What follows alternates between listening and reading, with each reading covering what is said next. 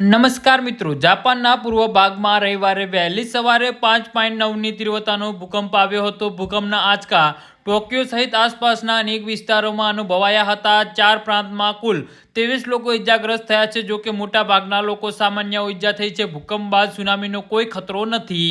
જી હા મિત્રો, અત્યારે હાલના સૌથી મોટા અને મહત્વના સમાચાર સામે આવી રહ્યા છે. તો મિત્રો, સમાચારમાં વધુ વિગતવાર વાત કરીએ તો ભૂકંપના આંચકાથી કેટલીક ટ્રેન સેવાઓને અસર થઈ હતી. અનેક ઘરોમાં વીજળી ગુલ થઈ ગઈ હતી અને ટોક્યોમાં પાણીની પાઇપલાઇન પણ તૂટી ગઈ હતી.